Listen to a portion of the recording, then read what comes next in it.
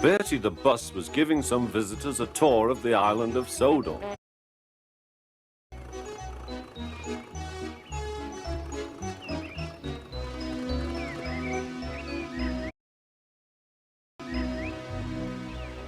It was their last afternoon, and Edward was preparing to take them to meet Bill and Ben. He found it hard to start the heavy train. "Did you see him straining?" asked Henry. "Positively painful," remarked James. "Just pathetic," grunted Gordon. "He should give up and be preserved before it's too late." "Shut up," burst out Duck. "You're all jealous. Edward's better than any of you." "You're right, Duck," said Boko.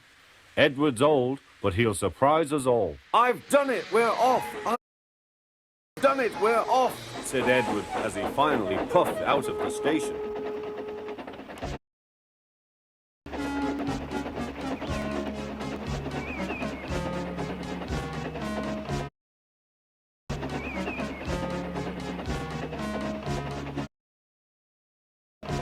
Bill and Ben were delighted to see the visitors. They loved being photographed. Later, they took the party to the China Clay Works in a brake van special.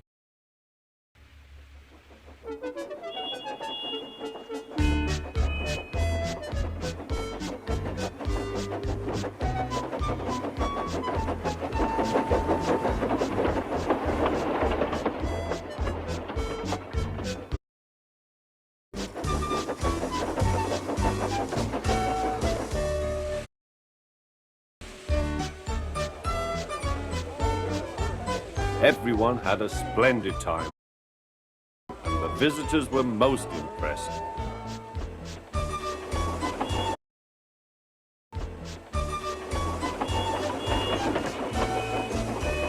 Then Edward took the visitors home. On the way, the weather changed.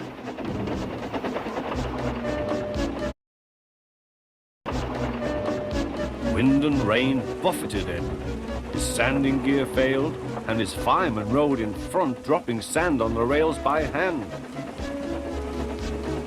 Suddenly, Edward's wheels slipped fiercely. With a shrieking crack, something broke. The crew inspected the damage. Repairs took some time. "One of your crank pins broke, Edward," said his driver. "We've taken your side rods off. Now you're like an old-fashioned engine. Can you get these people home? They must start back tonight."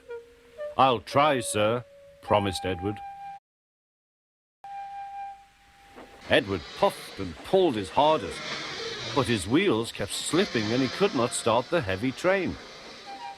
The passengers were anxious. Driver, fireman and guard went along the train, making adjustments between the coaches.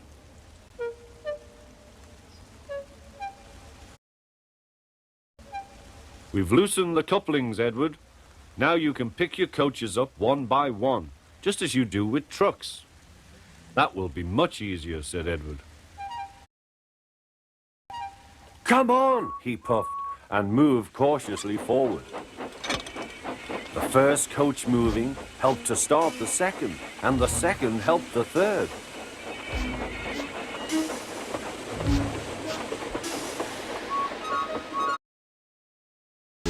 "I've done it! I've done it!" puffed Edward. "Steady, boy," warned his driver. "Well done, boy. You've got them! You've got them!" And he listened happily to Edward's steady beat as he forged slowly but surely ahead.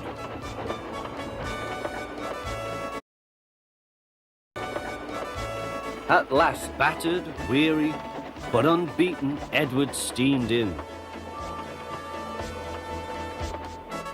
Henry waiting for the visitors with the special train. "Peep, peep!"